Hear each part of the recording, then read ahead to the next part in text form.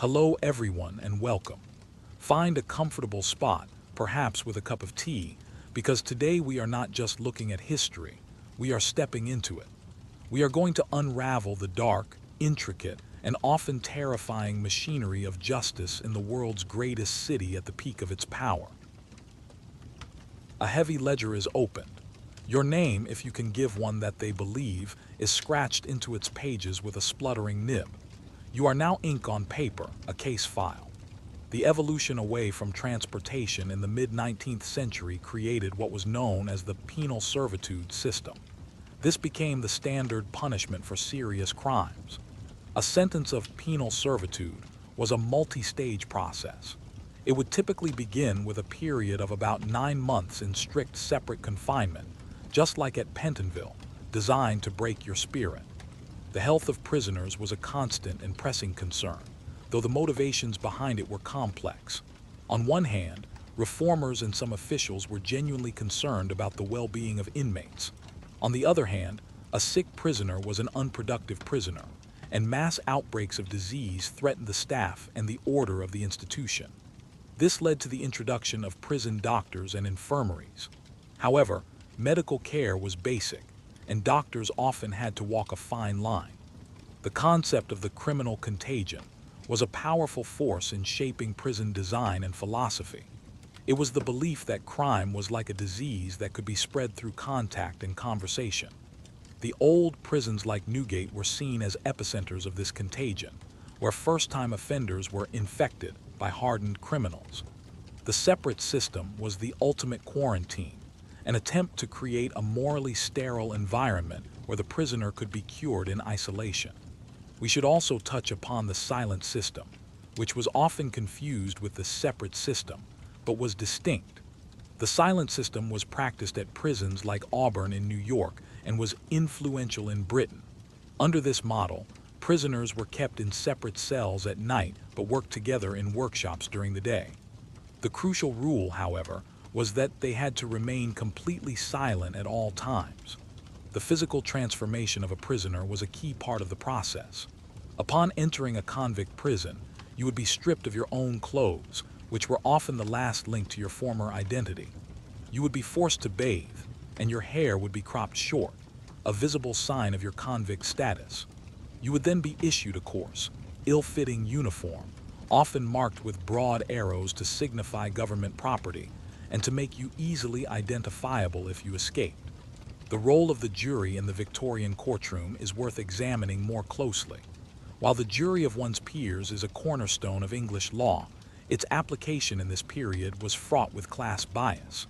Juries were composed exclusively of men, and a property qualification meant that they were drawn from the middle and upper classes, shopkeepers, merchants, and gentlemen. They were the very people who felt most threatened by the criminal class. For convicts transported to Australia, the experience varied dramatically depending on where and when they were sent. The early days in New South Wales were notoriously brutal. However, in some colonies and in later periods, the system became more structured. Port Arthur in Tasmania, for instance, became a model penal settlement, operating on the principles of the separate system, a Pentonville transplanted to the other side of the world. The psychological impact of meaningless labor, such as turning the crank, deserves emphasis. It was a form of torture refined to an art. Unlike productive labor, which can offer a sense of purpose or accomplishment, pointless labor is a direct assault on the human spirit. The prisoner on the crank knew that their immense effort achieved nothing. It was an exercise in pure submission. It taught the lesson that your time, your body, and your energy belonged completely to the state, to be expended at its whim. While we focus on the severity of the system, it's also true that the Victorian era saw the birth of modern criminology. For the first time, people began to systematically collect and analyze crime statistics. They studied the backgrounds of criminals, their education levels, their family lives, and their living conditions. While much of this early science was riddled with prejudice, it marked the beginning of a shift towards understanding crime as a social phenomenon, not just a moral failing. The end of public execution in 1868 was a landmark moment, directly related to the rise of the prison. The authorities and reformers had grown concerned that public hangings were not the solemn deterrents they were meant to be. Instead, they often turned into rowdy, carnival-like affairs, attracting huge, drunken crowds. It was felt that these spectacles did more to brutalize the public than to edify them. The cell door is not wood, but thick, cold iron. The sound it makes as it shuts is a sound of finality, a metallic clang that echoes in the sudden, suffocating silence. The experience of a simple crime was profoundly different if you were Irish. Following the Great Famine, millions of impoverished Irish immigrants flooded into English cities like London and Liverpool. They faced intense prejudice and were often stereotyped as lazy, drunken, and naturally criminal. An Irish person accused of a crime would face not only class bias, but also anti-Irish bigotry in the courtroom. Let's consider the soundscape of the Victorian prison. In an old prison like Newgate, it would have been a cacophony. The shouting and arguing of inmates, the clanking of chains, the drunken singing, the cries of despair. In a new prison like Pentonville, the dominant sound was silence, but it was not a peaceful silence. The rise of photography in the mid-19th century had a significant impact on the criminal justice system. Prisons began to keep photographic records of inmates, creating the rogues gallery. These were the first mugshots. They served a practical purpose for identifying escaped or reoffending criminals, but they also served the pseudoscientific aims of the time. Criminologists studied these photographs, searching for the physical stigmata of the criminal type. One of the most feared penal colonies was Norfolk Island, a remote outpost in the Pacific Ocean used for the worst of the worst, convicts who had reoffended in Australia. It was a place of legendary brutality. Under the command of figures like Major Joseph Anderson and later John Price, the regime was one of relentless hard labor, constant flogging, and extreme deprivation. The goal was not reform, but to crush any last vestige of hope or defiance. The Poor Law Amendment Act of 1834 is crucial to understanding the context of crime. This law fundamentally changed the system of poverty relief. It abolished outdoor relief, direct aid to the poor in their own homes, and established the principle that to receive help, a person had to enter a workhouse. These workhouses were deliberately designed to be harsh and unpleasant, with families separated, a monotonous diet and pointless labor to deter all but the most desperate. The concept of moral insanity was a controversial but influential idea in Victorian psychiatry and law. It was used to describe individuals who appeared rational and intelligent, but seemed to lack any moral sense. This diagnosis was often applied to habitual criminals who did not respond to the reforming influences of the prison. It blurred the lines between madness and wickedness. Was a man who repeatedly stole, despite being punished, evil, or was he mentally ill? The physical act of flogging, while less common in the new penitentiaries than in the Army or Navy, was still a key tool of discipline. It was typically carried out with a cat o' nine tails, a multi-tailed whip that inflicted excruciating pain and left deep lacerations. It was a formal, ritualized punishment, witnessed by the prison governor and doctor. It was reserved for serious breaches of discipline, such as assaulting a guard or repeated defiance. We can trace the legacy of Victorian penal philosophy even into the language we use today. Phrases like turning the screw originate from the resistance mechanism on the prison crank. The idea of doing time reflects the Victorian prison's focus on the measured, monotonous, and controlled passage of hours and days as the core of the punishment. The very word penitentiary comes from the word penitent, embodying the religious ideal of the prison as a place for repentance. The children of convicts transported to Australia faced a unique destiny. They grew up in a society where the majority of the population was, or had been, convicts. These currency lads and lasses, as they were known, in contrast to the sterling of British-born settlers, were the first generation of native-born white Australians. They grew up in a tough, pragmatic environment, often free from the rigid class structures of Britain. The professionalization of the prison service was another key Victorian development. In the 18th century, prison jobs were often bought and sold, and turnkeys made their living by extorting fees from prisoners. The new model, championed by figures like Sir Joshua Jebb, the Surveyor General of Prisons, called for a trained, uniformed, and salaried prison staff. Many early prison warders were former Army sergeants, chosen for their experience in maintaining discipline. Darkness envelops you, punctuated only by a sliver of gray light from a high, barred window.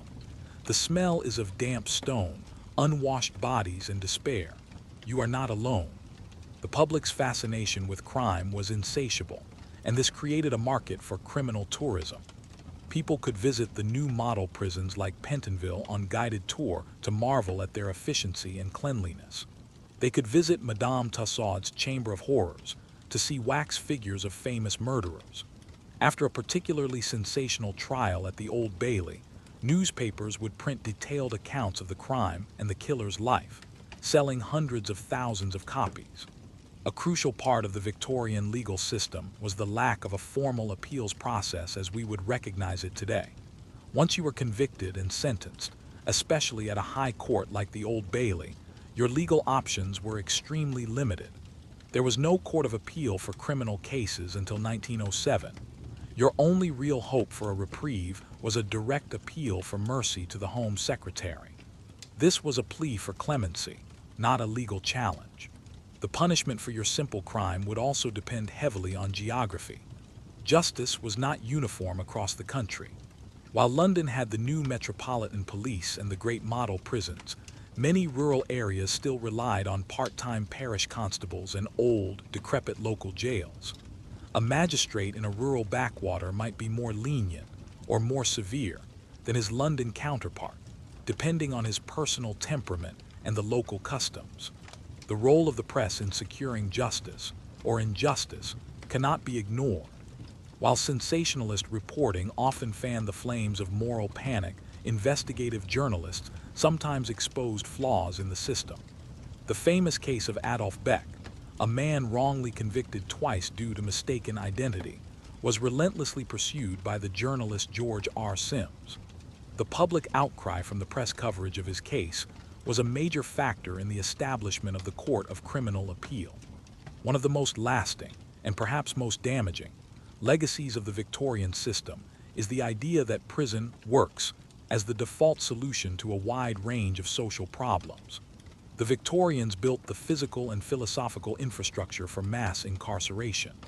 They popularized the idea that locking people away in a controlled environment was a rational, effective, and civilized response to crime. This has led to an over-reliance on imprisonment in many societies today. In the final analysis, the punishment for your simple crime was a reflection of the society that inflicted it. It was a society of immense contrasts, of fabulous wealth and abject poverty, of profound religious faith and ruthless industrial capitalism, of enlightened scientific progress and deep-seated, irrational fears.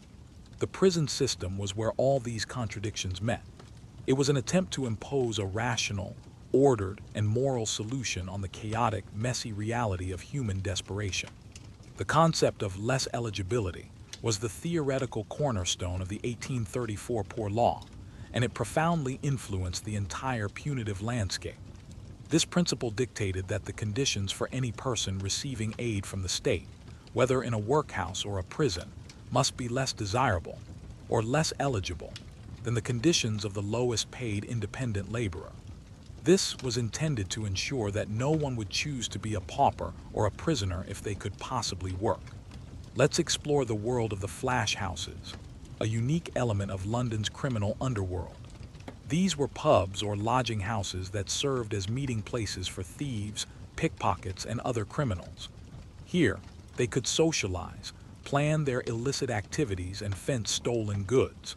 The police were often aware of these establishments and sometimes tolerated them, using them as a source of informants. The science of statistics, in its infancy, was eagerly applied to the problem of crime. Official judicial statistics were published annually, providing detailed tables on the number of arrests, convictions, and the types of crimes committed. These reports were devoured by politicians and social reformers, who saw in them the potential to understand and manage society in a scientific way. The impact of Charles Darwin's On the Origin of Species, published in 1859, was profound, and its influence seeped into criminology.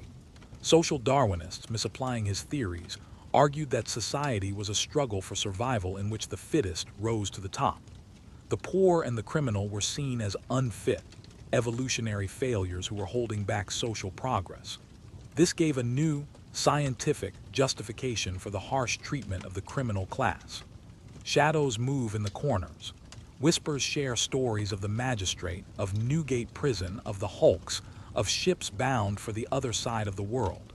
Fear begins to take root. Let's consider the specific crime of coining, or counterfeiting money. This was considered a particularly heinous offense, as it was a direct assault on the economic stability of the state and the authority of the crown. For much of the early 19th century, it was a capital offense. Even after the death penalty was abolished for it, coining would still result in a very long sentence of penal servitude or transportation. The treadmill's design was often specifically punitive. In some prisons, the partitions between the climbers were designed so that they could not see each other, only the endless steps in front of them. A screen would often be placed in front of the wheel to block any view of the outside world, enhancing the sense of monotonous enclosure. The speed of the wheel was controlled by a governor, and it was often set at a punishingly fast pace. The prison library was another Victorian innovation, born from the belief in moral and educational uplift. These libraries, however, were not filled with novels or entertaining literature. They were carefully curated collections of religious tracts, sermons, and improving books on subjects like natural history or mechanics. The goal was to provide reading material that would edify the prisoner's mind and steer them away from sinful thoughts. The end of the transportation system to Australia did not mean the end of transportation entirely. The British Empire simply shifted its focus. Penal colonies were established or expanded in other locations, such as Gibraltar, Bermuda, and Western Australia, which continued to receive convicts until 1868. In these places, convicts continued to provide the hard labor needed for imperial projects, such as the construction of naval dockyards. Let's examine the role of the police court missionary. These were individuals, often funded by charitable or religious organizations, who would attend the magistrate's courts to offer help to the accused. They were an early forerunner of the modern probation officer. They might speak to the magistrate on a defendant's behalf, vouching for their character or offering to find them lodging or work. The Victorian obsession with classification extended deep into the prison system. Upon entering, you would be categorized based on your crime, your sentence length, your age, and your perceived character. This classification would determine the type of prison you went to, the labor you performed, and the privileges you could earn. Habitual criminals were segregated from first-time offenders. Younger prisoners were, in theory, kept separate from older, more hardened ones.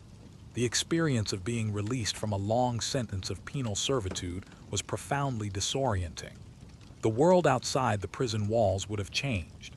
You would have been institutionalized, accustomed to a life where every minute was regulated and every decision was made for you.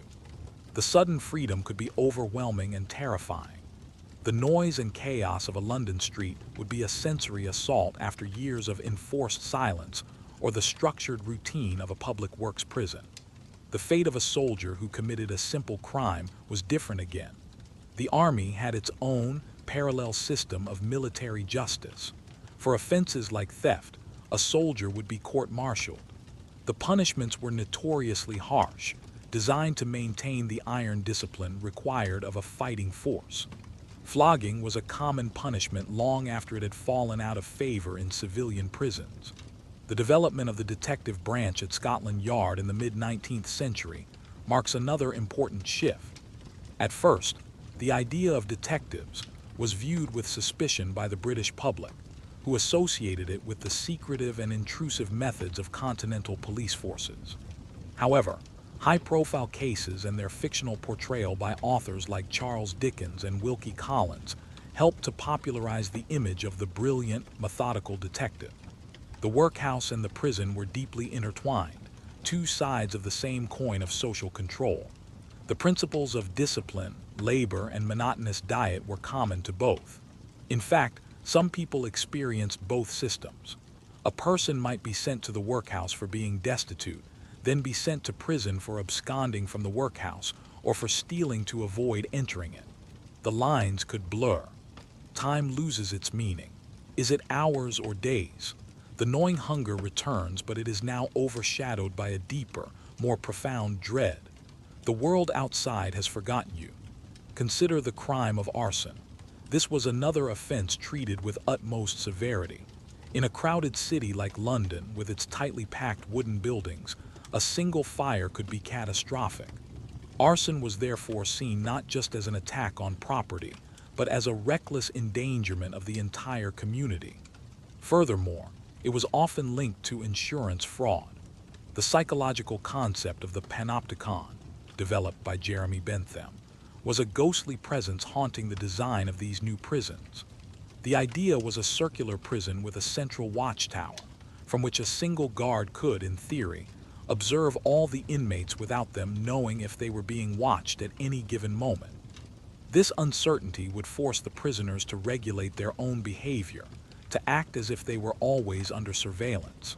The contrast between the ideal and the reality of the separate system is stark. The ideal, as envisioned by reformers, was a clean, quiet, contemplative space where a sinner could find God. The reality, as recorded by prison doctors and inmates, was a machine for producing mental illness. The silence and isolation led to a range of psychological disturbances, from acute anxiety and paranoia to severe depression and psychosis. Prisoners would engage in frantic, repetitive behaviors. For women, the path through the justice system had its own particular cruelties. A woman convicted of a crime like prostitution, for instance, was seen as morally irredeemable. In prison, female inmates were subjected to the same harsh discipline as men, but their labor was often gendered, long hours in the prison laundry or sewing mailbags. The matrons who guarded them were expected to enforce a strict code of feminine propriety. The concept of shame was a powerful, if diminishing, tool of punishment. While public punishments like the pillory had been abolished, subtler forms of shaming persisted. Being marched through the streets in handcuffs was a public degradation. The prison uniform and cropped hair were marks of shame. For convicts on public works projects, being seen in their striped uniforms, laboring under guard, was a constant public humiliation. This was intentional. The role of literacy in the prison system was complex. On one hand, reformers promoted literacy as a tool of moral uplift. Chaplains would teach prisoners to read, primarily so they could study the Bible. On the other hand, literacy could be a threat. A literate prisoner could write letters of complaint, forge documents, or read unsuitable material. In the early days, writing materials were often forbidden. Later, the ability to read and write might be a privilege earned through good behavior. The diet in the convict ships during transportation underwent a significant transformation. In the early horrific years, provisions were often inadequate and corruptly managed, leading to high rates of death from scurvy and starvation. However, by the 1830s, a series of reforms, driven by naval surgeons like William Redfern, dramatically improved conditions. A more varied and nutritious diet was introduced, including lime juice to prevent scurvy and wine and preserved meats. The criminal justice system's response to political dissent, especially from movements like the Chartists who advocated for democratic reforms, was severe. The leaders of protests or riots were often charged with sedition or treason and could face transportation or long prison sentences. The state viewed these political agitators as a fundamental threat to the established order, far more dangerous than a common thief. The prison hulk system was eventually abandoned, not out of humanitarian concern, but because it was inefficient and the ships were literally rotting away. They were replaced by land-based public works prisons like Portland. At these prisons, convicts would spend their days engaged in massive labor projects, such as quarrying the famous Portland stone used to build much of London, or constructing the massive breakwaters that formed the harbor. The ticket of leave system, while offering a path out of prison, was also a powerful mechanism of social control that extended beyond the prison walls. A man on a ticket of leave lived in a state of legal limbo. He had to stay within a designated area, report regularly to the police, and could not associate with known criminals. Any breach of these conditions, or even the suspicion of a new crime, could result in his immediate re-imprisonment without a new trial. The law is not a concept of fairness here. It is a force of nature, like a storm or a flood. It is something to be weathered, to be survived, not to be understood. In reflecting on this entire system, we see a society trying to solve a new problem: the mass urban poverty and perceived disorder of the industrial age, with new tools. The prison, the police force, the systematic application of law, these were all modern inventions. The Victorians were pioneers in the field of social engineering, and the criminal justice system was one of their grandest and most terrible projects. Let's consider the specific tools of the trade for a pickpocket, one of the most common perpetrators of simple crime in London. This was a craft, requiring immense skill, dexterity, and nerve. Teams of pickpockets, often including children known as dippers, would work in crowded areas like markets, train stations, or public events. They used distraction as their primary weapon. One member might create a disturbance or stall the victim, while another would deftly lift the watch or purse. The role of informers, or narcs, was a shadowy but essential part of Victorian policing.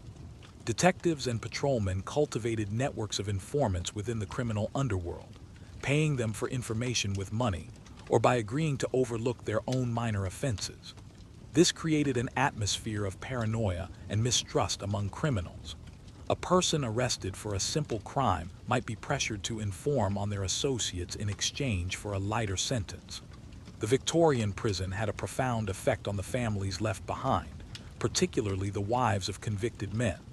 A woman in this position was known as a convict's widow, even if her husband was still alive. She faced a double burden: the economic hardship of losing the family's main earner and the immense social stigma of being associated with a criminal. Neighbors would shun her, employers would refuse her work, and landlords might evict her. The rise of the sensation novel in the 1860s, pioneered by authors like Wilkie Collins, reflected and shaped public perceptions of crime. These novels, with their intricate plots involving secret identities, inheritances, and dark family secrets, often brought crime out of the slums and into the respectable middle-class home.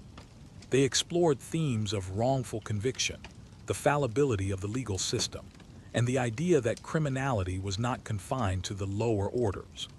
The concept of a criminal area became firmly established in the Victorian mind. Entire neighborhoods, such as the Rookeries of St. Giles or the Docklands of the East End, were branded as inherently criminal. The police would patrol these areas heavily, and any resident was automatically under suspicion. This geographical prejudice meant that your chances of being arrested and convicted for a simple crime were significantly higher if you lived in one of these districts. The discipline within a public works prison like Dartmoor was military in its precision. The day was ruled by the bell. You would wake before dawn, clean your cell, and march in silent formation to the parade ground for inspection. Then you would march, again in silence, to the quarries or fields for a full day of backbreaking labor, punctuated by a meager midday meal, also eaten in silence.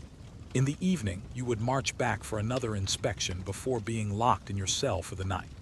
The Bloody Code is a term used to describe the English legal system of the 18th and early 19th centuries, which prescribed the death penalty for a vast number of offenses. By 1815, there were over 200 capital crimes, including simple acts like stealing goods worth more than 5 shillings, poaching, or damaging a fish pond. The Victorian era witnessed the gradual dismantling of this code. The medicalization of deviance was a key trend.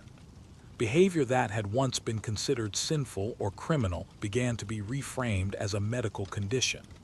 Alcoholism, for example, started to be seen by some reformers not just as a moral failing, but as a disease of addiction, leading to the rise of the temperance movement and calls for treatment rather than just punishment. The prison chaplain's annual report was a significant document. In it, he would detail the moral and spiritual progress of the inmates under his care. He would note the number of prisoners who had learned to read, who attended chapel regularly, and who showed signs of repentance. These reports were often overly optimistic, designed to demonstrate the success of the prison's reforming mission and justify its expense to the government and the public. Your simple crime born of a moment's need is magnified by the stone walls around you. It becomes a stain, a mark of your character, an indictment of your very soul. For a transported convict, the hope of seeing their family again was almost non-existent. However, a small number of families were able to join their convict relatives in Australia. In some cases, the government would provide assisted passage for the wives and children of well-behaved convicts who had earned their ticket of leave. The crank's futility was its defining genius as a tool of punishment. Some cranks were fitted with a device that would ring a bell after a certain number of revolutions, signaling to the warder that a portion of the task was complete. But imagine the psychological state of the man turning it. He is alone. The work is physically exhausting. He knows it produces nothing. His entire existence is reduced to this one repetitive, pointless motion. The development of a professional fire brigade in London was indirectly linked to the punishment of crime. Before the 1860s, firefighting was largely handled by private insurance company brigades. However, the prevalence of arson and the massive devastation a large fire could cause led to the creation of the Metropolitan Fire Brigade. These new, professional firefighters became experts in investigating the causes of fires. The garroting panic of the 1850s and 60s is a prime example of media-fueled moral panic. Garroting was a form of street robbery where the victim was choked from behind and robbed. A series of high-profile cases, breathlessly reported in the press, created a wave of public fear and hysteria, convincing Londoners that they were in the midst of a violent crime epidemic. Let's focus on the silent, creeping dread of the prison infirmary. While it offered a respite from hard labor, it was also a place of death. Infectious diseases like tuberculosis or consumption were rife in the prisons, and once the disease took hold, the infirmary was often the last stop. The care provided was palliative at best. A prisoner in the infirmary would lie in a sterile, quiet ward, watching other inmates sicken and die, knowing that the same fate likely awaited them. The concept of the criminal confession was highly prized by the Victorian justice system. A confession was seen as the ultimate proof of guilt, and more importantly, the first step towards repentance. Police interrogations, while not as formalized as they are today, could be psychologically intense. An accused person, held in isolation, intimidated by the authority of the police, and often uneducated and unaware of their rights, could be pressured into making a confession. The rookeries, London's most notorious slums, were often described by Victorian journalists and reformers as if they were foreign, unexplored territories. Writers would embark on urban expeditions into areas like St. Giles or the Old Nickel, reporting back on the shocking conditions they found. The overcrowding, the filth, the gin palaces, and the perceived moral depravity of the inhabitants. These accounts, while often sensationalized, did raise public awareness. For a convict in a penal colony, the natural landscape itself became part of the punishment. The Australian bush was an alien and terrifying environment for someone who had grown up in the crowded streets of London. It was vast, hot, and filled with strange and dangerous creatures. Escape was nearly impossible. If you fled your work gang, you would likely perish from thirst or starvation in the wilderness, or be killed by Aboriginal people defending their land. The Victorian era saw the beginning of the criminal celebrity. The public was fascinated by the lives and deeds of notorious criminals. Their trials were reported in minute detail, their biographies were published in penny dreadfuls, and their wax effigies were displayed at Madame Tussauds. Figures like the poisoner William Palmer or the murderer Frederick Deeming became household names. This created a strange paradox. The practice of sending children to sea was another form of punishment, or reform. Boys from industrial or reformatory schools were often channeled into the Royal Navy or the Merchant Marine. This was seen as a perfect solution.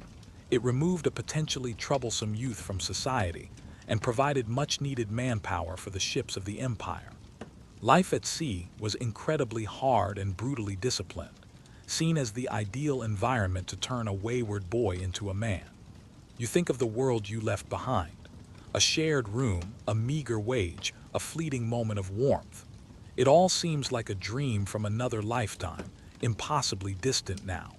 The legal principle of doli and capax held that a child under the age of 7 was incapable of forming criminal intent and could not be prosecuted. Between the ages of 7 and 14, a child was presumed to be incapable, but this presumption could be rebutted if the prosecution could prove that the child knew their actions were wrong. This led to bizarre and tragic scenes in court, with lawyers and judges questioning young children to determine their level of mischievous discretion.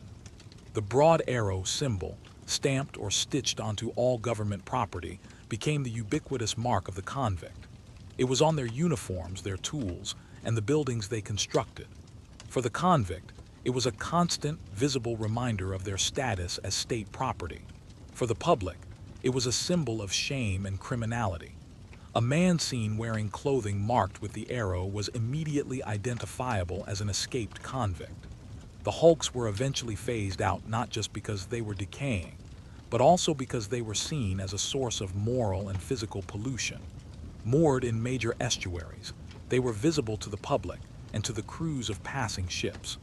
The foul conditions on board created a terrible stench and were a constant source of disease that could potentially spread to the nearby population. Reformers argued that they were a national disgrace, a floating monument to a barbaric system. The scavenger's daughter was a particularly cruel instrument of torture used in earlier centuries, but its principle of restraint was echoed in some Victorian disciplinary practices. While not a formal punishment, guards would often use painful and prolonged restraint techniques to control unruly prisoners.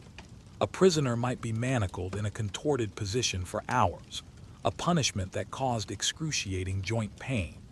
The sheer volume of laws and regulations in Victorian England was staggering. Parliament passed thousands of acts, many of which created new criminal offenses, often related to public order, sanitation, or commerce. This legislative mania meant that it was incredibly easy for a person, particularly someone who was illiterate and poor, to fall foul of the law without even realizing it. The development of standardized criminal records was a key innovation. Previously, a person's criminal history was often a matter of local memory or haphazard record keeping. The Habitual Criminals Act of 1869 established a central registry of criminals in London. This registry collected information, including photographs and physical descriptions, from prisons all over the country. The temperance movement, which advocated for abstinence from alcohol, was a powerful social force in Victorian England. Its advocates saw alcohol as the root cause of most social problems, from poverty and domestic violence to crime. They campaigned for stricter licensing laws and portrayed the gin palace as a gateway to hell. This had a direct impact on the justice system. Drunkenness, while a minor offense in itself, was often seen by magistrates as an aggravating factor in other crimes. The punishment of debt changed significantly during the Victorian era.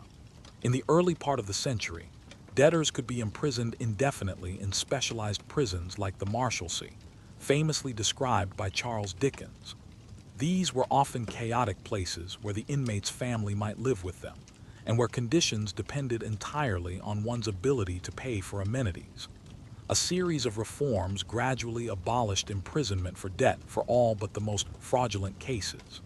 The Bow Street Runners, established in the mid-18th century, were the predecessors of the modern detective force.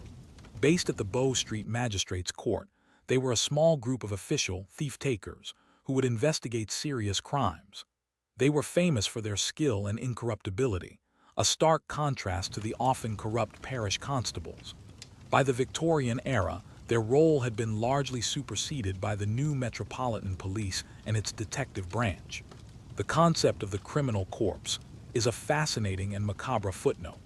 In the 18th and early 19th centuries, the bodies of executed murderers were often given to surgeons for public dissection.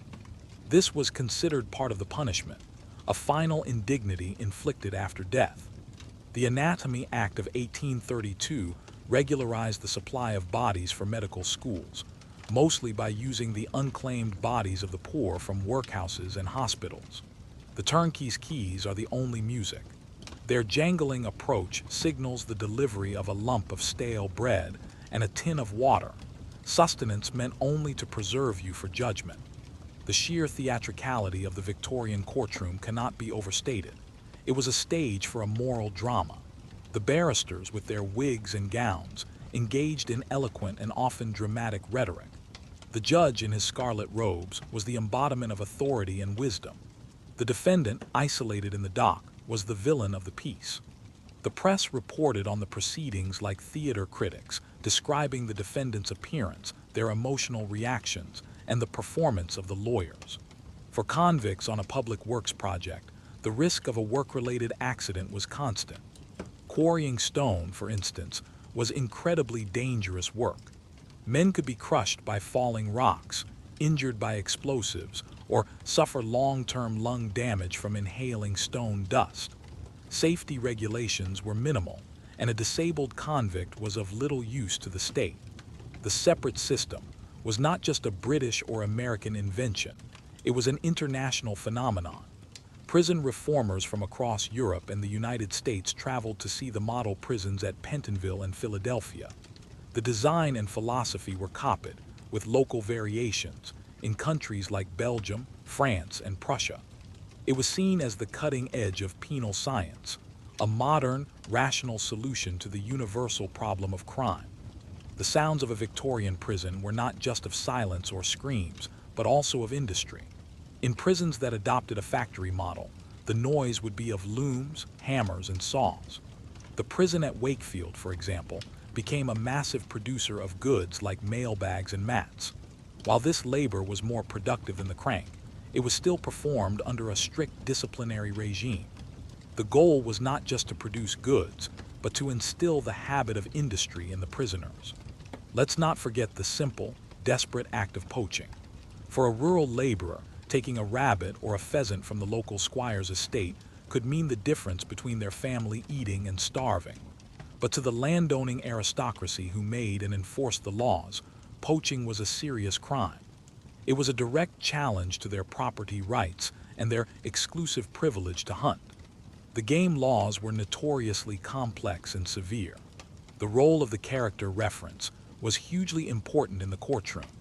If you were accused of a crime, having a respectable person, like a former employer, a clergyman, or a local shopkeeper, speak to your good character could significantly influence the magistrate or jury. It could be the difference between a prison sentence and a simple fine or dismissal. However, for the transient, the unemployed, or the resident of a notorious slum, obtaining such a reference was nearly impossible. The Victorian era ended with the death of the Queen in 1901, but the penal system it created continued to evolve. The Gladstone Committee of 1895 is seen as a major turning point. It declared the prison system of the day a failure, arguing that it was not successfully reforming prisoners. The committee famously stated that punishment should have deterrent and reformatory influences working in tandem. The public's relationship with the police force was always ambivalent. On one hand, the middle classes increasingly saw the bobby as a symbol of order and a protector of their property. On the other hand, the working classes often viewed them with hostility and suspicion, as agents of a repressive state. Police officers were frequently assaulted, and riots against the police were not uncommon, especially in the poorer districts of London. This tension reflects the deep social divisions of the era.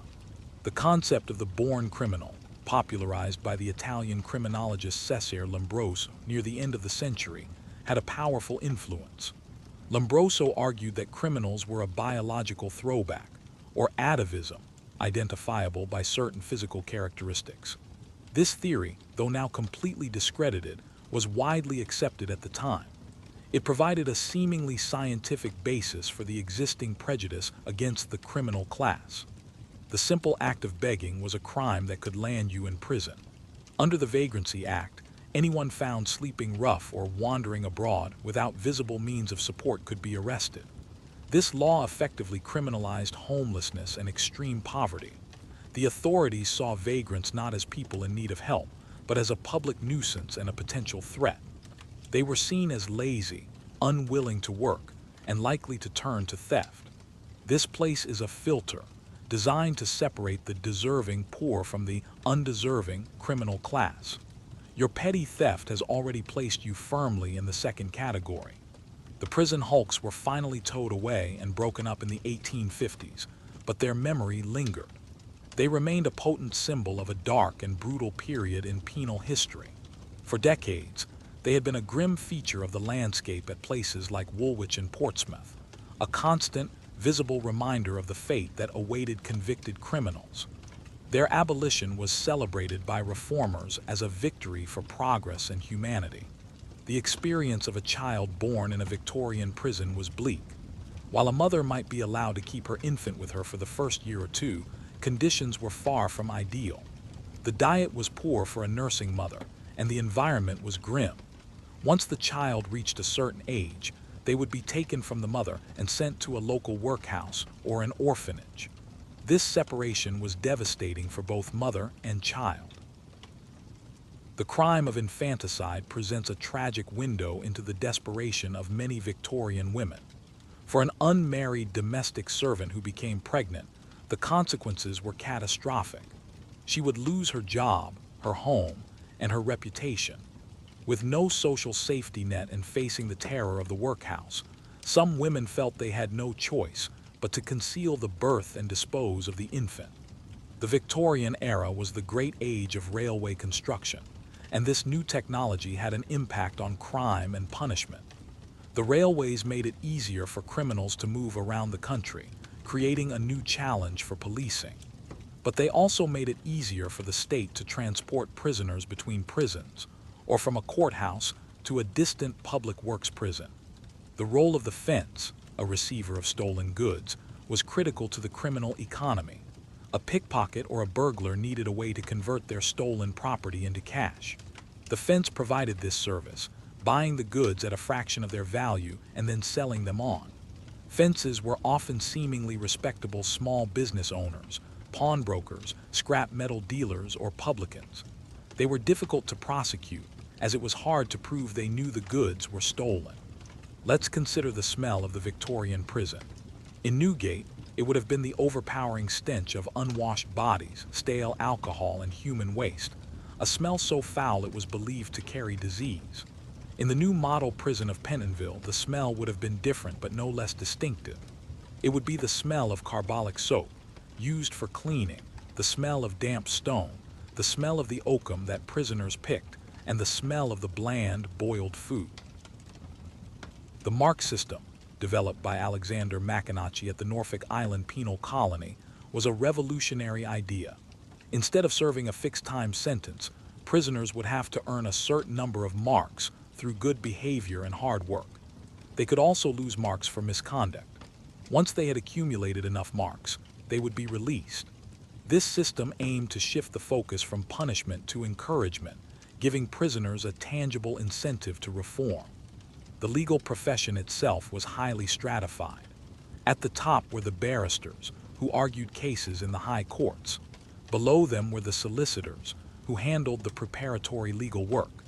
For a person accused of a simple crime in a magistrate's court, even a solicitor was an unaffordable luxury. You would be completely on your own, facing a system whose language and procedures were utterly alien to you. The Public Works Prison at Dartmoor has a particularly forbidding reputation.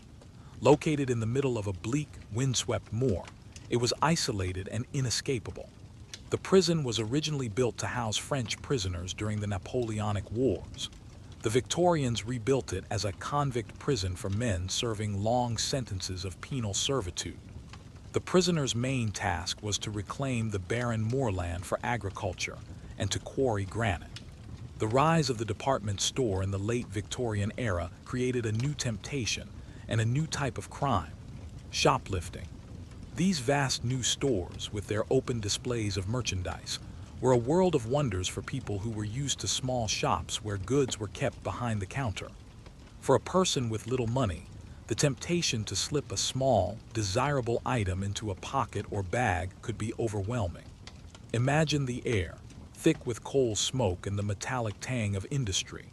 The symphony of the city is a constant roar: iron-shod wheels on stone, the cries of vendors, the distant chime of a new clock tower. You hear the city's sounds, muted and distant. It is a painful reminder that life, vibrant and indifferent, carries on without you, just beyond these impassable walls of stone and iron. In reflecting on the Victorian system, it is crucial to avoid a simple narrative of progress. While they abolished the bloody code and the chaotic filth of Newgate, they replaced them with new, scientific forms of cruelty. The psychological torment of the separate system was, in its own way, as damaging as the physical squalor it replaced. The story is not one of a linear march from barbarism to enlightenment. The end of your sentence, whether it was 6 months of hard labor or 7 years of penal servitude, did not mean your punishment was over. The experience of the Victorian prison system was designed to leave an indelible mark on you, both physically and psychologically. You would emerge with your health often broken, your spirit crushed, and your name permanently stained. The social and economic barriers you would face were immense. In this sense, the sentence was for life. The very concept of childhood was being redefined during the Victorian era. The middle-class ideal of the innocent, protected child in the nursery was a world away from the reality of the working-class child who might be working in a factory or sweeping streets for a living. The justice system was caught in this contradiction. When a 10-year-old was put on trial, was he a child to be protected, or a miniature adult to be held responsible? Let's return to the moment of arrest. The peeler on the beat had enormous discretion. His decision to arrest you for your simple crime was not just based on the evidence, but on a host of subjective factors: your attitude, your appearance, your accent. Did you seem deferential or defiant? Did you look like an honest working man or a suspicious loafer? This initial encounter was a critical moment where the vast, impersonal power of the state was channeled through the judgment of a single man. The architecture of the Old Bailey itself was a powerful symbol. Rebuilt several times, the Victorian courthouse was a grand, imposing structure, topped with its famous gilded statue of Lady Justice. But unlike the modern depiction, this justice was not blindfolded. She held a sword in one hand and the scales of justice in the other, her clear gaze looking out over the city. This was a telling detail. The justice of the Victorian era did not pretend to be blind to circumstance. The legacy of transportation is visible in modern Australia. The names of cities, streets, and landmarks often echo their convict past. The architecture of the early settlements, from the grand public buildings of Sydney to the grim ruins of Port Arthur, was built by convict hands. And for many Australians, tracing their ancestry leads back to a man or woman who was sent across the world for a simple crime. The sheer bureaucracy of the system was a form of punishment in itself. From the moment you were arrested, you became a file, a number, an entry in a ledger. Your life was reduced to paperwork.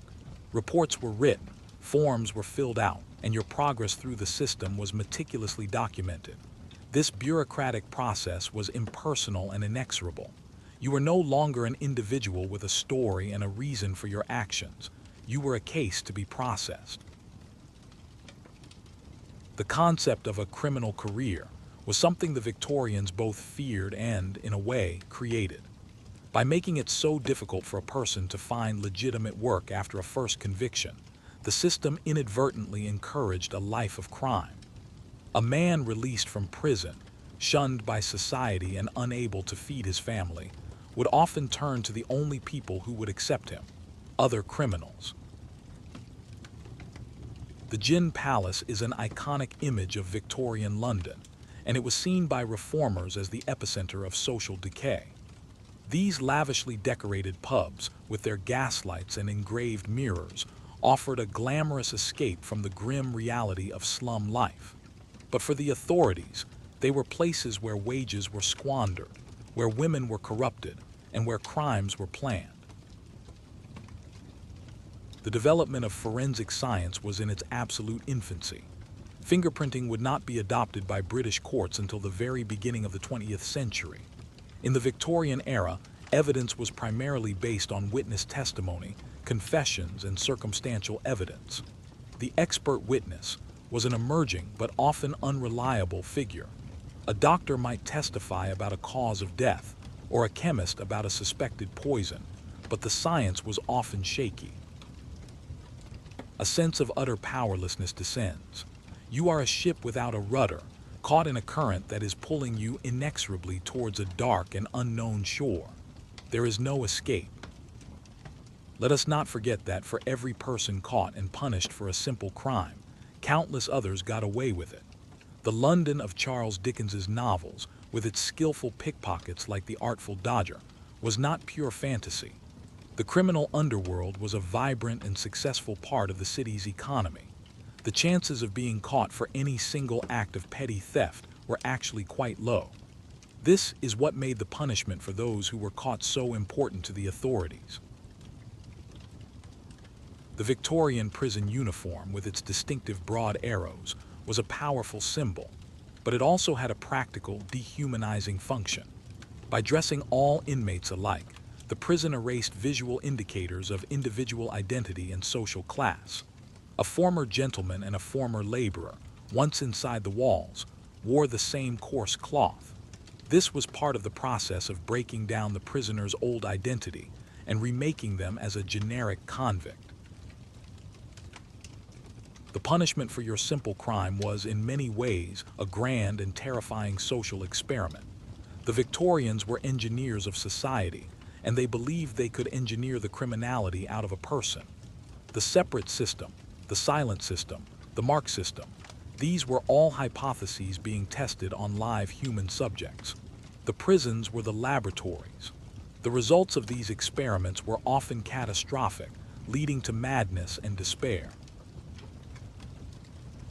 As we look back, it's easy to judge the Victorians for their cruelty and hypocrisy, but it is perhaps more useful to see their system as a product of their time, a response to a set of social pressures and fears that were unique to their age. The end of the Victorian era did not bring an end to harsh punishments or the problems of the prison system, but it did bring a change in attitude. The stark moral certainties of the mid-19th century began to give way to a more nuanced understanding of the social and psychological roots of crime. The new sciences of psychology and sociology began to offer alternative explanations to sin and biological determinism. The criminal photograph, or mugshot, did more than just help police. It created a visual archive of the other. These faces, staring out at us from over a century ago, are the faces of the people who were processed by this system. We see the young and the old, the defiant and the broken. We see the physical toll of poverty and hard labor etched into their features. These photographs are profoundly valuable because they rescue these individuals from the anonymity of the statistic. The treadmills were eventually abolished, not primarily for humanitarian reasons, but because they were seen as inefficient, and because prison doctors began to protest about the severe physical damage they inflicted on inmates. They were a relic of a particular moment in penal philosophy, the moment of pure, unadulterated deterrence.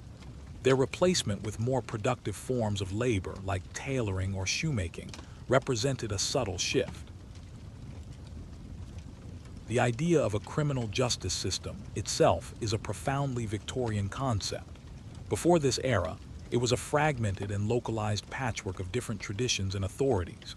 The Victorians rationalized it, centralized it, and bureaucratized it. They created the professional police force, the national prison system, and the centralized criminal records office. They built the infrastructure, both physical and administrative, that still largely defines how the state deals with crime today. The simple crime of desertion from the army was treated with particular severity, especially in times of war. A soldier who abandoned his post was seen as the ultimate traitor, and if caught, he could expect to be court-martialed and shot. In peacetime, the penalty might be a long sentence in a military prison and a dishonorable discharge, marked by a branding with the letter D for deserter. This was a permanent mark of shame that made it impossible to re-enlist and difficult to find other work. The sound of the prison crop being cut was the sound of a former identity being shorn away. Hair, then as now, was a powerful part of a person's identity. The forced cutting of a prisoner's hair was a deliberate act of humiliation and depersonalization. It was a physical manifestation of the prison's power to remake you in its own image. For a woman, the loss of her long hair would have been particularly traumatic. The Victorian mind saw crime not just as an act, but as a moral failing, a symptom of a diseased soul. The punishment, therefore, must be a bitter and painful medicine.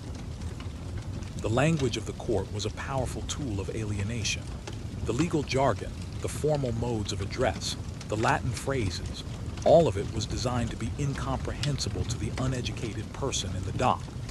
This linguistic barrier reinforced the power differential between you and the educated, upper-class men who were deciding your fate. You could not fully participate in a process you could not understand. You were an object being discussed, not a subject taking part in a legal argument. As the Victorian era drew to a close, a new kind of expert began to appear in the discourse around crime: the psychologist. The emerging field of psychology, pioneered by figures like Freud and Jung, began to suggest that human behavior was driven by complex, often unconscious forces. This challenged the simple Victorian dichotomy of good and evil, sanity and madness. It suggested that a person's criminal actions might be the result of early trauma or deep-seated psychological conflicts. The punishment for a simple crime was, ultimately, a lesson. It was a harsh, brutal, and often tragic lesson, taught by the state to its poorest and most vulnerable citizens.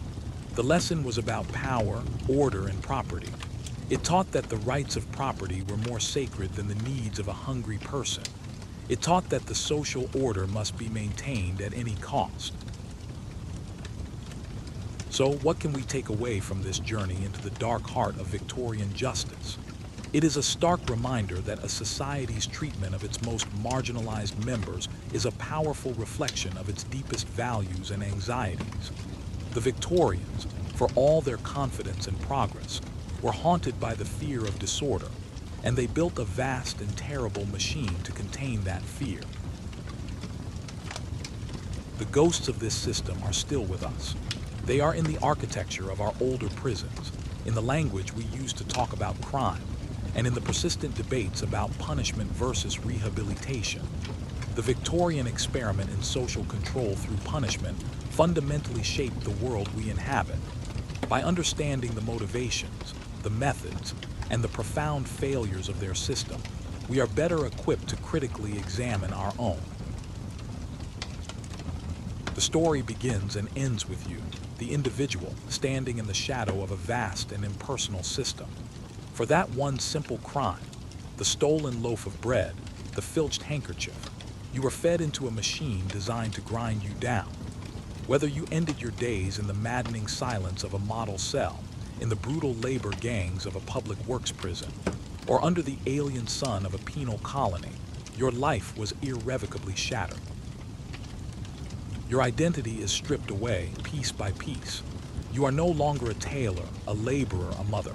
You are simply the prisoner, an object to be processed by the system. In the half-light of the cell, you trace the marks left by others. Scratched names, dates, desperate prayers. You are just one more soul passing through this monument to misery. The call comes. Your name is barked, devoid of humanity. It is time to face the magistrate, to see the face of the justice that has claimed you so completely. Shoved into the light, you blink. The courtroom is a theater of judgment, all dark wood and high ceilings, designed to make you feel small, insignificant, and already guilty. The magistrate sits elevated, a figure of immense power draped in black. His face is impassive, a mask of stern duty. He has seen 1,000 like you before. The evidence is presented. The stolen item, your simple crime, is held aloft for the court to see. It looks pathetic, hardly worth the vast, solemn machinery now focused upon it. You have no voice here. A lawyer is a luxury for the rich. You might stammer a defense, a plea of hunger, but your words are lost in the cavernous room. In this sprawling, anonymous metropolis, you are a ghost, one of millions. Your world is a labyrinth of narrow alleyways and towering tenements, where sunlight struggles to touch the damp cobblestones below.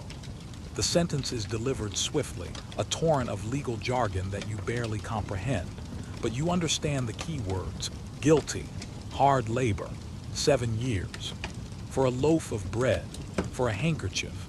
Your life has been weighed against a trifle and found wanting. The sentence is not for the crime, but for the poverty that drove you to it. The journey from the court is to a place whose name is a whispered horror: Newgate. The very stones seem to cry out with the suffering they have witnessed over centuries. You are herded with others, debtors, killers, children. The prison makes no distinction. All are criminal, all are fallen, all are to be contained within its suffocating embrace. This is the school of crime.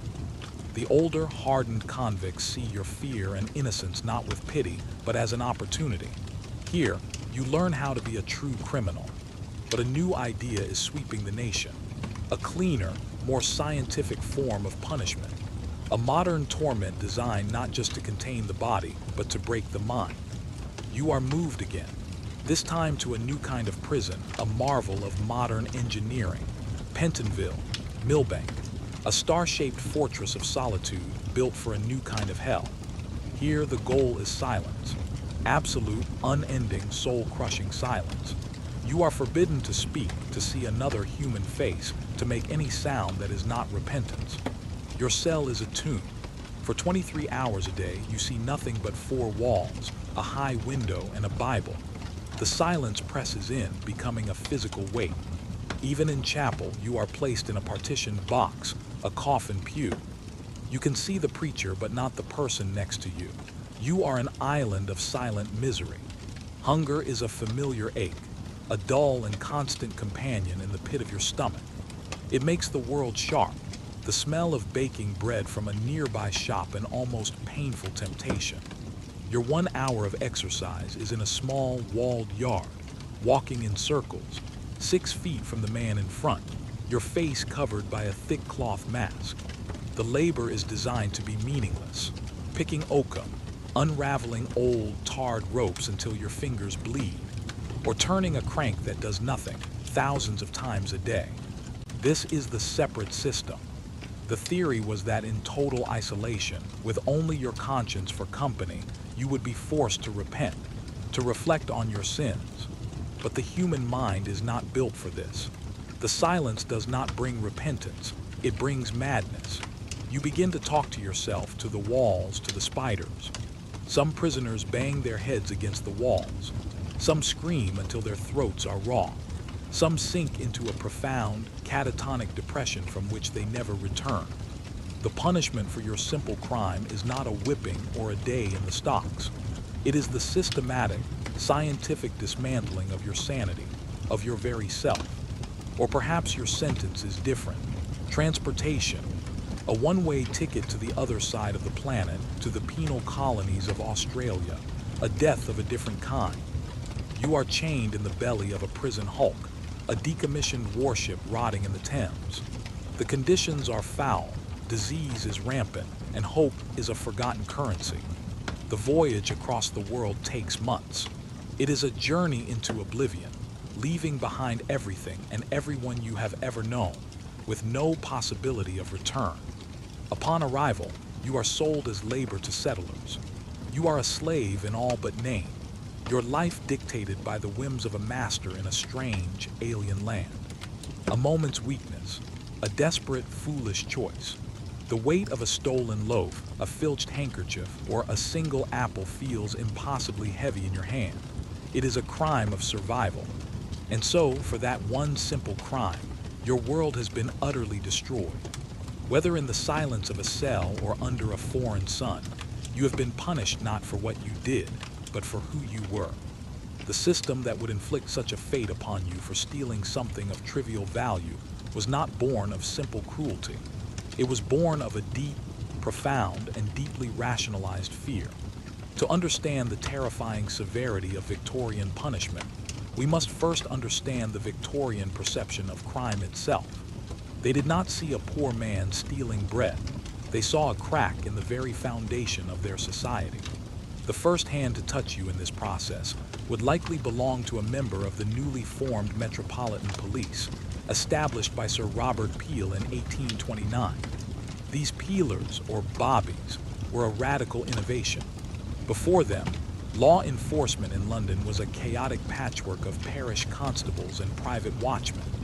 Peel's vision was for a professional, uniformed, and preventative police force. Once arrested, you would be taken to a local station house and held in a cell that defied all modern notions of sanitation and human dignity. These were often little more than bare stone rooms in the basement of the precinct, perpetually damp and dark. You would be thrown in with a dozen others, the drunk and disorderly, the pickpocket, the hardened criminal, and the mentally ill. There was no segregation. The air would be thick with the stench of unwashed bodies, stale gin, and human waste. Your appearance before a magistrate would be a bewilderingly rapid affair. The magistrates' courts of Victorian London were overwhelmed, processing hundreds of cases a day. Justice was administered with the speed of an assembly line. You would be shuffled into the dock, often still filthy from the holding cell. The magistrate, a man of wealth and social standing, would be perched high above you, looking down with an air of weary authority. The verdict and sentence were often intertwined with a rigid moral calculus. The Victorians were obsessed with character. Was this your first offense? Did you show appropriate deference and remorse in court? Or did you seem defiant, unrepentant? These subjective judgments carried immense weight. A magistrate might view your theft not as an act of desperation, but as a sign of innate idleness and moral corruption. Narration lapse. For a poor defendant at the Old Bailey, the trial was a hopeless charade. While a barrister might be assigned to you under certain circumstances, this was not a guarantee of a robust defense. Often, this dock brief would involve a junior barrister, chosen at random, who would have only a few minutes to consult with you before the trial began. The prosecution, meanwhile, would be well prepared. The proceedings were swift, and the complex rules of evidence and procedure were a complete mystery to you. Let us now journey into the heart of the punishment itself, into the Victorian prison. Before the great reforms of the 19th century, the quintessential London prison was Newgate. Located right next to the Old Bailey, it was an ancient, sprawling, and infamous institution. Newgate was not a place of rehabilitation. It was a human warehouse. Prisoners of all types were thrown together in large, communal wards. Men, women, and even children shared the same squalid spaces. Life within a pre-reform prison like Newgate was governed not by official rules, but by a brutal internal hierarchy. The prison administration did little more than lock the doors. Inside, power belonged to the strong and the wealthy. Prisoners with money could buy better food, cleaner bedding, and even private rooms. Those without, like you, were at the bottom of the food chain. But the city has eyes. A sharp whistle cuts through the din. A shadow detaches from a doorway, becoming a man in a dark blue uniform and a tall, heavy helmet. The peeler. The squalor of Newgate and similar prisons was legendary. Overcrowding was the norm, with prisoners sleeping packed together on bare wooden floors or lice-infested straw.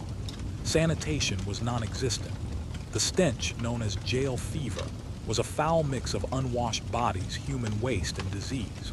Typhus, spread by lice, was rampant and deadly, killing prisoners, turnkeys, and even judges at the Old Bailey next door.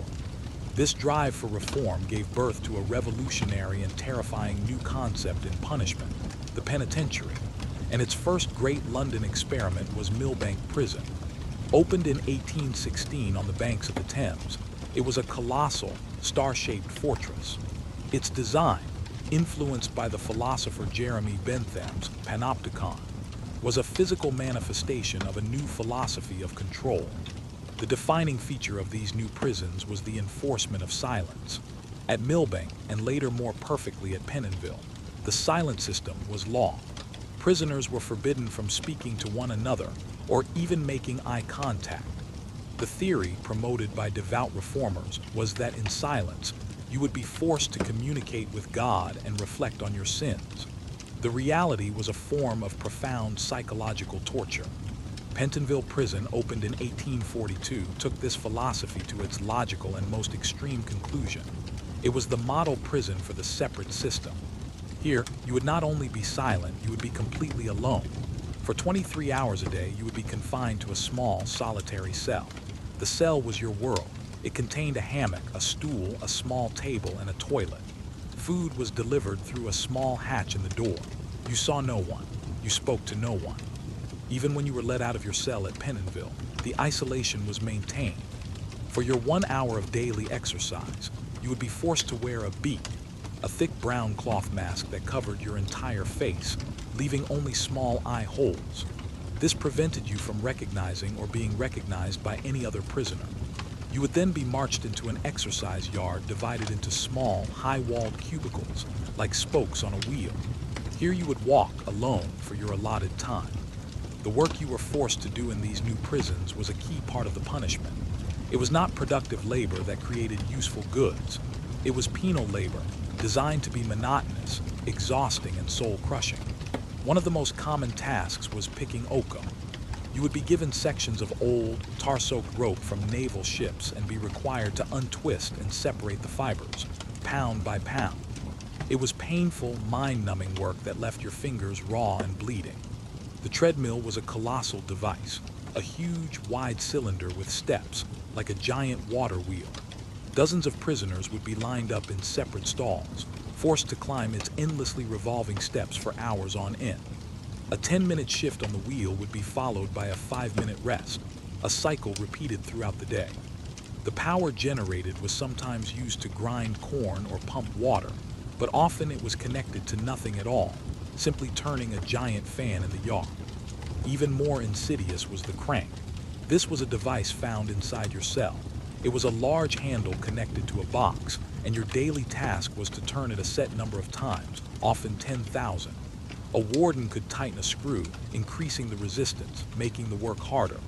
This was known as turning the screw. For most of its existence, the crank was not connected to anything. You were simply turning a handle in a box of sand for hours upon hours. The architects of the separate system genuinely believed they were creating a more humane and effective form of punishment. They saw it as a scientific, rational alternative to the filth and chaos of Newgate or the public brutality of the gallows. They theorized that it would turn criminals into penitent, productive citizens. The reality was a catastrophic failure. The human mind is not designed for total isolation and sensory deprivation. For a significant portion of the Victorian era, another punishment loomed large, one that offered a very different, yet equally final, solution to the problem of crime: transportation. This was the practice of sentencing convicts to exile in Britain's overseas colonies, primarily in Australia. There is no discussion, no plea for understanding. A firm hand grips your shoulder, a grip of absolute authority. Your world, already so precarious, suddenly and irrevocably shrinks to this single, terrifying point of contact. The journey into exile began not on a ship, but on a prison hulk. These were decommissioned naval warships, stripped of their masts and rigging, moored in the estuaries of the Thames and at ports like Portsmouth. They were floating prisons, and conditions aboard were horrific. Hundreds of convicts were packed below decks in a space designed for a smaller crew of healthy sailors. Disease, particularly cholera and dysentery, was rampant. The voyage to Australia was an arduous and often deadly ordeal, lasting anywhere from 4 to 6 months. You would be herded onto a convict transport ship, still in chains, and confined below decks for most of the journey. The space was cramped, dark and poorly ventilated. Storms would toss the ship relentlessly, adding seasickness to the misery of confinement. Upon arrival in the penal colony, such as Van Diemen's Land, modern Tasmania, or New South Wales, you were not a free person. You were a convict, a source of government-controlled labor. You would be put to work on government projects, building roads, bridges, and public buildings under the watchful eye of armed guards. This was backbreaking work, often in a harsh and unfamiliar climate. Alternatively, you could be assigned to a private settler as a servant or farm laborer. The ultimate goal for a transported convict was the ticket of leave. This could be granted after serving a portion of your sentence with good behavior. It allowed you to work for yourself and live in a specific district, but you were still a convict and had to report regularly to the authorities. It was a form of parole, a taste of freedom but not its substance.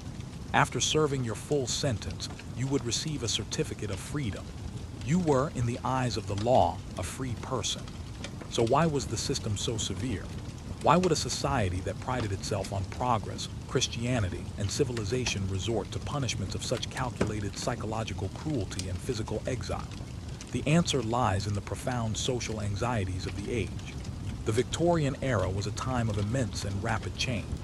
Cities exploded in size, factories reshaped the landscape, and traditional social structures were eroded. This created enormous wealth, but also immense instability and fear. The concept of the criminal class was central to this worldview. It was widely believed that the poor were not just unfortunate, but were often morally, and perhaps even biologically, inferior. Influential writers and thinkers portrayed the urban poor as a savage, separate tribe living within the city. Your act of stealing a loaf of bread would be interpreted through this lens. This fear was amplified by the media of the day. The newly popular penny dreadfuls and sensationalist newspaper reports were filled with lurid tales of crime in the city. Stories of pickpockets, burglars, and murderers created a moral panic, convincing the public that they were under siege from a relentless tide of criminality. Politicians and social reformers responded to this public pressure. The demand was for law and order, for tougher measures to control the dangerous classes. Religion also played a crucial and complex role.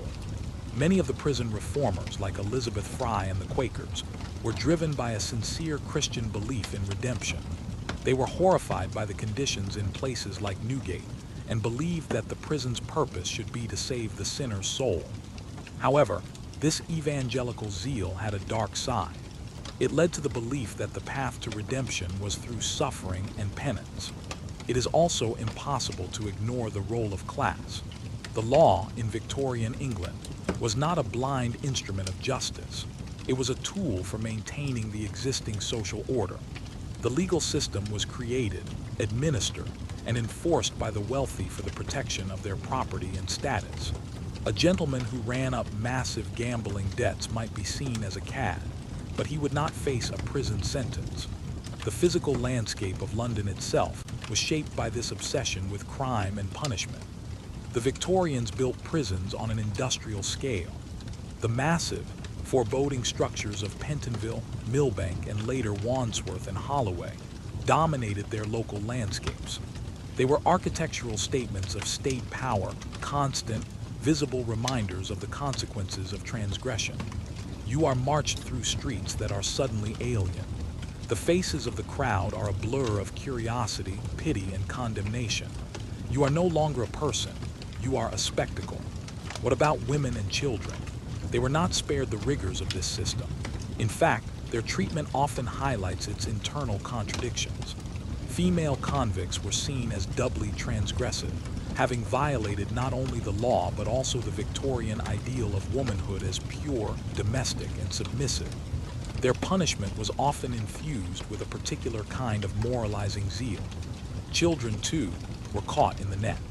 The system was not static. It evolved throughout the Victorian era. The great experiment of the separate system at Pentonville was eventually acknowledged as a failure due to the high rates of insanity it produced. The silent system, though less isolating, also fell out of favor as its psychological toll became apparent. By the late Victorian period, A new figure emerged in the public imagination, the habitual criminal. This was the repeat offender, the man who was seen as irredeemable, for whom the reformatory efforts of the prison had failed. The response to this perceived threat was the Prevention of Crimes Act of 1871, which introduced a system of police supervision for released prisoners. As we reach the end of our journey through this dark and complex world, it's crucial to reflect on its legacy. The Victorian obsession with punishment, for all its cruelty and misguided philosophy, laid the foundations for the modern prison system we know today. The very idea of the large, state-run penitentiary as the primary response to crime is a Victorian invention. The story of how Victorian London would punish you for a simple crime is ultimately a story about fear. It is a story of a society grappling with immense change and projecting its anxieties onto its most vulnerable members. It is a cautionary tale about what can happen when moral certainty combines with state power, and when the humanity of individuals is sacrificed for the sake of an abstract social order. So, as we leave the smoky, gaslit streets of Victorian London behind, we carry with us a deeper understanding of how our own concepts of justice have been shaped. The questions the Victorians wrestled with, how to balance punishment with mercy, how to address the root causes of crime, and what the ultimate purpose of a prison should be, are questions that we are still debating today. Thank you for joining me on this journey. The fundamental shift in the Victorian era was from punishing the body to punishing the mind. In earlier centuries, justice was a public performance. Punishments like the stocks, the pillory, and public flogging were designed to shame the offender before their own community. The ultimate punishment, hanging, was a grand, macabre festival at places like Tyburn. The Victorians, with their growing sense of propriety and civilized sensibilities, found this public brutality distasteful. Let's consider the diet. The food you would receive in a Victorian prison was a carefully calculated tool of control. It was designed to be just enough to prevent starvation, but so monotonous and unappealing as to be a punishment in itself. The diet was scientifically determined, based on the belief that criminals required less sustenance than honest, hardworking laborers. The role of the prison chaplain was central to the Victorian ideal of the penitentiary. He was not just a religious figure, he was considered the primary agent of moral reform. The chaplain was responsible for overseeing the religious and educational instruction of the prisoners. He would lead the chapel services, visit prisoners in their cells, and provide them with Bibles and religious tracts. We must also acknowledge the moments of resistance, however small. Prisoners, despite the overwhelming power of the system, were not simply passive victims. They developed their own ways of fighting back against the soul-crushing regime. In the silent and separate systems, they invented complex codes to communicate with each other. They would tap on water pipes, scratch messages on their slates, or use a form of sign language during their brief moments in the exercise yard. The destination is a stone building, soot-stained and imposing. The air grows colder as you pass through its doors. This is the precinct, the first gear in a vast and unforgiving machine. The economic logic behind certain punishments is also revealing. Transportation, for instance, was not just about getting rid of criminals. It was an economic policy. The British Empire needed to populate and develop its vast new colony in Australia, but few free settlers were willing to make the perilous journey. Convicts provided a ready-made and essentially free labor force. They built the infrastructure of colonial Australia, from the roads of Sydney to the farms of Tasmania. Consider the long-term social impact on a family. When you were sentenced to prison or transportation, the punishment did not end with you. Your family was, in effect, sentenced as well. With the primary breadwinner gone, a wife and children were often plunged into absolute destitution. They would face eviction from their homes and the terrifying prospect of the workhouse, an institution designed to be so harsh that it was feared almost as much as the prison. The social stigma was immense. The architecture of the separate system, prisons like Pentonville, was a masterpiece of psychological engineering. Every detail was designed to reinforce isolation and control. The corridors were designed as radii extending from a central observation hub, allowing a single guard to watch over hundreds of cells. The cell doors were thick, often with a small, shielded peephole, the Judas eye, that allowed guards to look in without being seen. The contrast between the treatment of adult and juvenile offenders reveals the complexities of Victorian thought. On one hand, there was a growing awareness that children were different, that they were more malleable and capable of reform. This led to the creation of reformatory and industrial schools, intended to remove children from corrupting influences and train them in a trade. On the other hand, the legal system treated them with startling severity. Let us delve deeper into the dark cell, the ultimate punishment within the prison walls. This was solitary confinement within solitary confinement. If you broke the rules, by speaking, by failing at your labor, by showing defiance, you would be thrown into a special cell that was often underground, completely light-proof and soundproof. You would be left in absolute blackness and silence for days on end, with only bread and water for sustenance. The sensory deprivation was total and terrifying. The end of a prison sentence did not signify a return to normal life. A discharged prisoner's aid society might give you a few shillings and a new set of clothes, but you were re-entering a world that was deeply suspicious of you. Finding work was nearly impossible. Employers would not hire a man with a prison crop, the short haircut that marked you as a former inmate. Landlords would not rent to you. The influence of pseudoscientific theories like phrenology and physiognomy cannot be overstated. These were popular Victorian beliefs that a person's character, intelligence, and criminal tendencies could be determined by the shape of their skull and their facial features. Police officers, magistrates, and prison officials would often make judgments based on these prejudices. A man with a low brow, close-set eyes, or a jutting jaw was considered to have the physical markers of the criminal type. The prison hulks deserve a closer look, as they represent a unique and dreadful chapter in penal history. These were the floating ghost ships of the empire, skeletal remains of naval glory converted into instruments of misery. Life aboard was a vision of hell. The damp, foul air below decks was a breeding ground for typhus and cholera. Prisoners were chained in irons, their clanking a constant, mournful soundtrack. What was the cost of this system? The financial cost was enormous. Building and maintaining massive prisons like Pentonville and Millbank consumed a vast amount of public funds. The transportation system required a constant fleet of ships and the administration of penal colonies on the other side of the world. But the human cost was immeasurable. Thousands of lives were broken by the psychological torture of the separate system. Families were destroyed by the exile of transportation. It is a profound irony that a society so obsessed with progress, industry, and the power of the human intellect would devise a system of punishment based on the deliberate and systematic negation of those very things. The penal labor of the crank and the treadmill was the opposite of productive industrial work. It was its mocking parody. The enforced silence and isolation of the separate system was the antithesis of the vibrant, intellectual, and social life that the Victorians prized for themselves.